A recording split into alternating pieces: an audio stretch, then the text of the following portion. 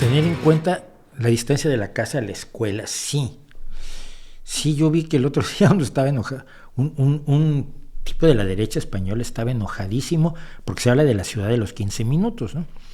A ver, yo vengo de una de las ciudades más grandes del mundo, que es la Ciudad de México. Gijón me queda pequeño, Gijón me ha quedado pequeño desde el principio, te encuentras a demasiada gente que conoces. En México, cuando te encuentras con alguien a quien conoces, lo cuentas.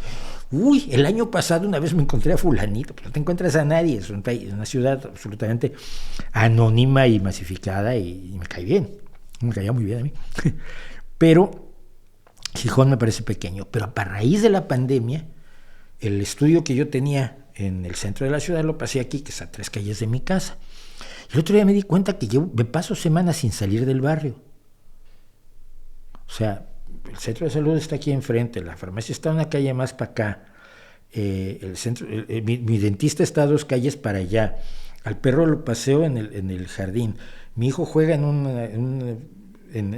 un centro deportivo que está aquí atrás, en un centro municipal.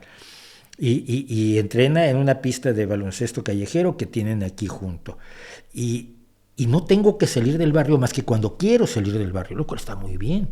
O sea, salgo los sábados porque voy al partido de baloncesto del primer equipo del club donde está mi hijo. Vamos a tomar algo, vamos al cine, vamos al teatro, vamos a un concierto, pero no tengo que ir a hacer cosas al centro como tenía que hacer antes.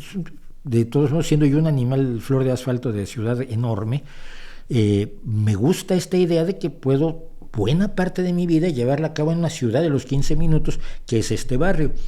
Que este fue un trabajo que, lo voy a decir porque si no reviento, hizo el Partido Socialista al tratar de hacer los centros municipales y los centros de salud en los barrios, en vez de tener todo centralizado en el centro de la ciudad como se solía hacer antes. Esto fue una cosa que hizo el alcalde Vicente Álvarez Cereces, a quien se le quiere muchísimo. Los centros municipales, donde todas las cosas que antes tenías que ir al edificio municipal, al palacio municipal, hacer ciertos trámites, o a una oficina centralizada para hacer trámites, pues ahora todos tus trámites los haces en el centro municipal de tu barrio, que me queda a mí a 4 calles de mi casa, y además tiene piscina, que nunca está por demás.